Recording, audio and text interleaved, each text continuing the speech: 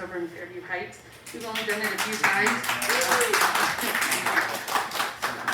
I only say that because it's something new that we started, and everything's changed since we started doing that, and now even more we want to do it. So this was exciting for me. But Amber Heath is a Planned Parenthood. She will discuss Roe v. Wade, how it's expected to affect all people who have the ability to give birth, especially those in Missouri and other states that have banned abortion entirely. Thank you. She'll talk about the trigger laws that were put in place and the likelihood of death because of these laws, these barriers people will face when trying to get access to abortions. It's just brutal even reading this, I'm telling you. And the other laws that are being considered because of Roe being overturned. So with that, Amber, welcome. Thank you.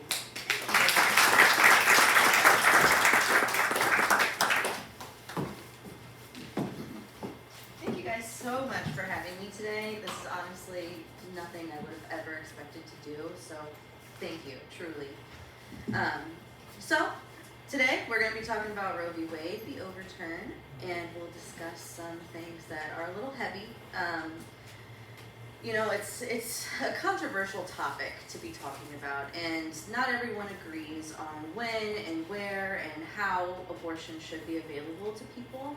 So I think it's super important to get the message out there that it is essential for not only women, but all childbearing people. And this is just based on my opinions, so in the research that I have done.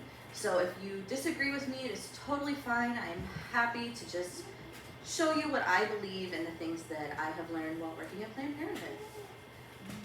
So, a little bit more about me, and I'm gonna actually just speak loudly, so if you can't hear me, let me know.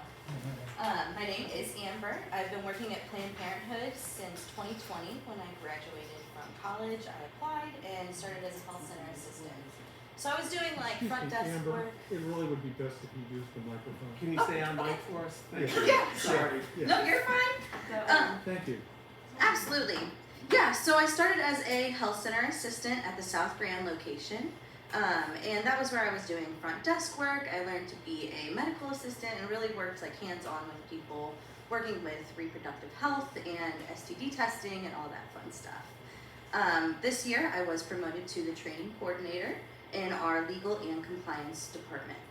So my job is basically just to make sure that everyone is working in the correct way, according to our protocols and standards and the ways that we're supposed to be doing things. So by doing that, I basically create and act as a resource to everybody that works in our health centers. And then I'm also there in the health centers working with others whenever I'm needed.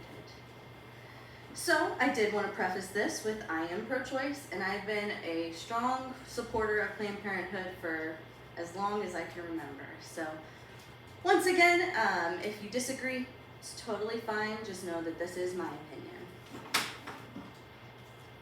All right, so what are we talking about today? We are going to start talking about what Roe v. Wade is and how it is affected now that it has been overturned.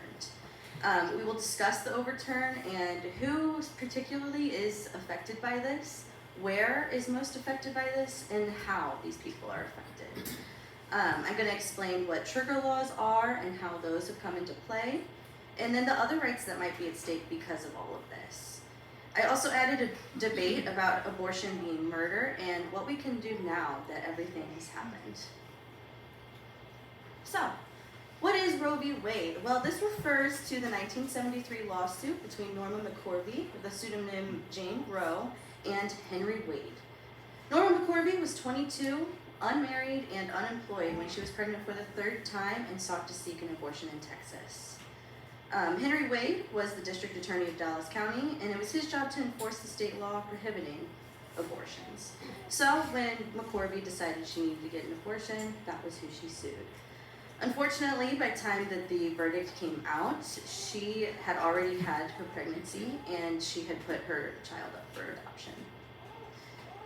So the question that came to the Supreme Court was, is abortion a constitutional right? And by that they meant, is this something that we can protect through the Constitution at a federal level? And then the 7-2 majority found that it was ruled a constitutional right back in 1973, and this trumped state laws, making abortion legal throughout the United States. And then this also still gave the states kind of some leeway on how they wanted to do this. So in the second and third trimesters, they could enforce other rules and laws that would also make it harder for people to get access. Planned Parenthood v. Casey was another thing that came up a couple of years later, and it also reiterated that it is a constitutional right, but still made it a little bit easier for people to put a little bit more laws on it in each state. And since then, many states have been taking steps to try and overturn it and try and make it illegal in each state according to what their policies and people prefer and all that kind of stuff. So, as many of you know, on June 24th, the U.S. Supreme Court did overturn Roe v. Wade. And even though it had been leaked in early May that this was the majority opinion, nothing could have prepared us for the emotion and the heartbreak that we felt. It was pretty shocking, even though we knew it was coming. It was very, very hard. I will never forget where I was and what I was doing when I heard. The 6-3 majority in the case of Dobbs v. Jackson was in Mississippi, and this is kind of what got everything started, and that was kind of what made it to be overturned. And that's what was in the Mississippi law that gave it the right to an abortion at 15 weeks, which now doesn't even matter because with it being overturned, some trigger laws have gone into effect. Justice Samuel Alito was the one who presented the argument, and he said that it was wrong the day that it was created and that there never should have been a Roe v. Wade. So, this decision is really one of the very few times that we've ever seen the Supreme Court go back on something that is so important and something that so many people believe in. It's the first time that they've overturned a constitutional right that the majority of people do not agree with. And it ultimately just gave control back to the states. And I wanted to show this next slide because this really kind of puts into perspective how many people are devastated by this. Since 1989 to 2021, Gallup polls have shown that over 52% of people on a regular basis do not want Roe v. Wade overturned. And I also think that it kind of shows that even if you are considering yourself to be pro-life or anti-abortion, it doesn't necessarily mean that you wanted Roe to be overturned. Having Roe v. Wade overturned means so much more than just making abortion legal. It really just means that we do not have access to the healthcare that we need. And it also just shows that there's a lot of people who may not agree with abortion, but still want this. I felt like it was important to show this just because it puts it into perspective and it shows how over the years, really the majority has never changed. So then, with that being said, what are trigger laws? So trigger laws were put into effect throughout the past couple of years. Missouri is one of the 13 states that did have a trigger law. Some of those other states included Arkansas, Idaho, Kentucky, Louisiana, Mississippi, North Dakota, Oklahoma, South Dakota, Tennessee, Texas, Utah, and Wyoming. So in all of these states, it is now no longer available to the public to get an abortion. It is now illegal and you can be prosecuted. So in 2019, this was put into effect here in Missouri. Lawmakers decided to embed this trigger ban into our laws, and within minutes of the decision, the document was signed and put into effect. And that right there, that picture is Attorney General Eric Schmidt signing it into law. And Missouri actually ended up being the first state of all the states to ban abortion completely. And we now have, unfortunately, one of the strictest bans in the country. This means that there is no exceptions in the case of rape or incest, and it's only available to women who are in harm's way or possibly going to die. So, when we talk about who is affected most by this overturn, it's really important when you're talking about abortion to also talk about class and socioeconomic class. Income is really the biggest barrier for people to getting an abortion, even before the ban happened. It's so hard for people not only to afford an abortion, but to take time off work, to get childcare, to travel to another state or another place just to get the abortion and to recover. It's not an easy process. It's a lot. And so as these rules have been going on and as they've been trying to ban abortions over time, they've been making it more and more difficult, especially for lower class individuals. Especially here in Missouri, because last year we only performed 200 abortions in the entire state for the entire year, which really isn't a lot. I know it sounds like a lot when you think about it, but it's really not that many in the grand scheme of things. So Missouri has been putting these into effect. They had 72-hour waiting periods. They had difficulties with people at a certain gestational age. It was all based on what you were going through and all this stuff. And it's really been difficult for people in Missouri to get an abortion for a while. Our clinic in the Central West End was the only place in Missouri where you could get an abortion up until now where you cannot get one in Missouri. So, with that being said, it's estimated that these bans are going to have a 21% increase in maternal death. And that is also a 33% increase in Black death. And Black pregnancies have already been 3 times as likely to result in death than those of other races. It's really been a problem, and it's just been something that we have not come to terms with as a healthcare field. It is something that we need to work on. We need to take Black mothers and Black childbearing people into account, and we need to do better for them. Absolutely. And there's already been a number of women who have already had struggles since this came out. One woman, the day after Roe V Wade was overturned, waited in a hospital for 9 hours with an ectopic pregnancy. She was there so long that it ruptured. She had to go into surgery, emergency surgery. They didn't know if it was legal, if the doctor was going to get into trouble for it. They didn't know if she was going to get into trouble for it. They performed the surgery, and she luckily survived. And they're still going through the lawsuit with that as of today. A few weeks later, another Missouri woman had the exact same experience. She waited for a total of 4 hours in the emergency room. Unfortunately, it ruptured, and she was not as lucky and lost her life. And then this doesn't even account for all the other people who are going to suffer from this. There are children who are affected by rape, incest, and they are going to have children of their own.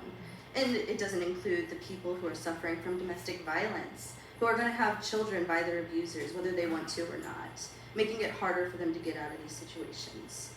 People like myself have an IUD or other forms of birth control, and you can be taking it and doing everything as perfectly as you can, and if that fails you, you can still get prosecuted for that. There are other examples such as miscarriages that don't pass, leading to women having sepsis, and then also suicide and murder rates are just inevitably going to go up because there's people who just cannot bear to carry or have a child.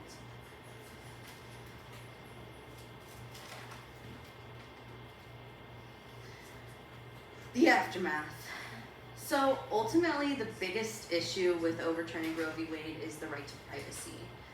State governments now have access to all abortion records, whether it was years ago or you're on the schedule for tomorrow morning. It doesn't matter who you are, where you live, they have access to your records.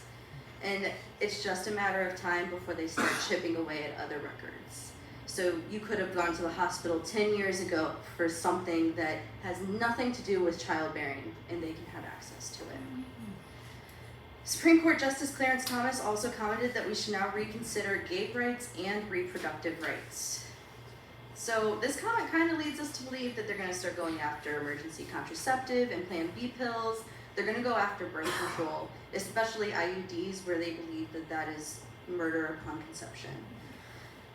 And there's also the possibility of going back on same-sex marriage, and there's already laws that are trying to ban hormonal therapy for transgender people, just so they can live as their true lives.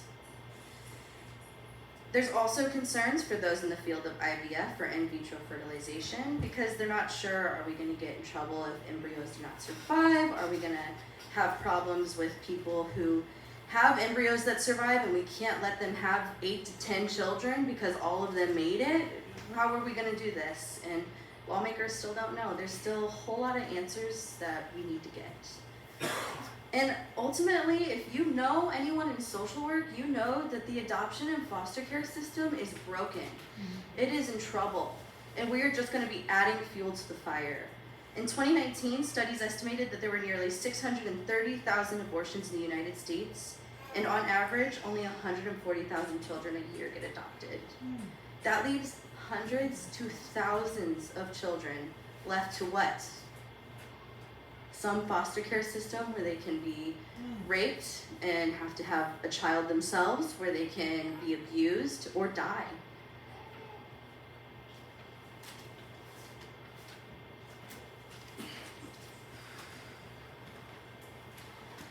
So, I wanted to bring up, is abortion murder? Because a lot of times when you ask people who disagree with abortion, this is what they'll say: you are murdering a child. And that's understandable to a degree. A lot of times they think that this is just something that comes at conception and you have to deal with it. So that raises the question, when does a fetus become an actual human? And a lot of us don't know. You know, it's a really hard question to answer. Philosophers, theologists, and medicine, nobody can agree when a fetus becomes a life. And it's really hard for us to distinguish that line. So some people, while they believe it happens at conception, other people believe it happens at our first breath. And I also wanted to point out that 1 in 4 pregnancies do end in miscarriage. And in medical terms, we call that a spontaneous abortion. So with that being said, almost every single person in this room knows someone who has suffered a miscarriage. I myself have 2 family members who recently had a miscarriage. And it's devastating. It is heartbreaking. It hurts. But I also know people who have lost their children. And that's life-changing. So Texas has started writing legislature that rules an abortion as homicide. It has not been put into law yet, but if it does, not only will Texans seeking an abortion be eligible for the death penalty, but so will those who experience a spontaneous abortion. So I really liked this scenario, and don't need to answer, just think about it.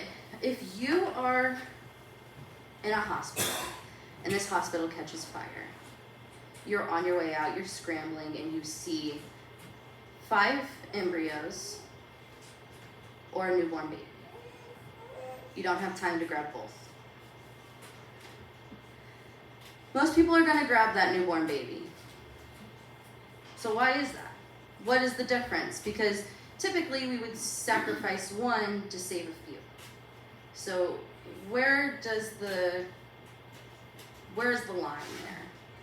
What makes 5 embryos not equal 1 baby? I don't know. It's hard to say. And maybe other people do think I would grab those 5 embryos. But I would tell you about 98% of people would grab that child.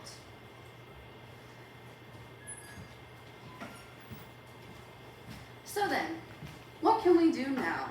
Well, I will tell you that Planned Parenthood is doing everything they possibly can in the St. Louis region. We're opening up on Sundays at our Fairview Heights in Illinois location. We are having longer days. We are hiring new staff. We're training all of our staff that is eligible and willing to work in abortion care. We have volunteers that are coming through. We are doing everything we possibly can to make abortion acceptable and allowed for everyone. But it's not difficult. Or it is difficult. It's not easy. This requires a lot of funding for people to transport, to lodge, to just have the abortion itself. It causes a lot of stress on a lot of people. And our hearts are heavy and we're hurting, but we're gonna fight. We're not giving up. And Planned Parenthood's not going anywhere. You know, we are just gonna continue the fight and we are gonna keep going. So some things that you can do, and I know we say it all the time, and I know it sucks to hear, but vote. And that is really just the only way that we can ensure that we get what we want and we get what we fight for. We have to vote in your local elections, in your state elections, in the big federal elections, all of them. It is so important because your voice can only be heard with your vote. If you are able to, absolutely donate. I have a few links up there that you can donate to. If you want to donate to Planned Parenthood, you can. You can donate to abortions across the country. Just any way possible, and that will help with lodging, food, transportation, abortions, everything. And then, of course, speak up. Tell everybody you know we can't stop talking about this, because if you stop talking about it, it goes away. So you have to keep talking. You have to keep bringing it up. Make people uncomfortable. It's so important for you to just tell people, like, this is something you need to care about, and this is something you need to vote for, because this is our right. This is something that we have had for 50 years, and it is taken from us, and we need this. Because not only are people dying because of this, people are not having access to bodily autonomy. They're not getting what they deserve. They're losing children that they want to have and getting prosecuted for it. It's an unacceptable thing, and we need to keep talking about it, and we need to speak up. So with that, I'm happy to take any questions that anybody has. I know I ran through that pretty quickly, so if anybody has any questions, wants to talk about it, absolutely. Real quick question, just curiosity, I don't know why. What is the Class B felony? I don't know. So Class B felony, it's kind of hard. When I was looking into it, I was like, Okay. what are we going to be charged with? Right. So it's not like the death penalty. It's usually about a 5 to 10 year sentence. Yeah. So it really just depends on who's getting sued, what they're getting sued for. It's legal stuff that I do not know very well. Yes, of course. We mentioned this earlier in your talk, but Roe versus Wade did not give an overall access to abortion for everyone. It did not. It was a compromise. And people have to remember that it was an attempt to compromise people who were anti-abortion and people who were in favor of abortion. And basically said, like you said in the first part of your talk, during the first trimester, you did have a constitutional right to abortion. Then the restrictions kicked in after that, because they considered the rights of the fetus versus the rights of the mother. And so it was itself, I thought, a very reasonable compromise. And so what they did by squashing this is saying that no matter what stage of the pregnancy, there is no constitutional right, period. Now, there are people who want to say that maybe there should be a right throughout the pregnancy to have an abortion. Well, Roe didn't say that. And I think at this point, I think people who support Roe would be glad to go back to that original idea. But we'll see what happens. But sometimes, this expression, be careful if the dog catches the car. Be careful about that. And they seem to get what they want now.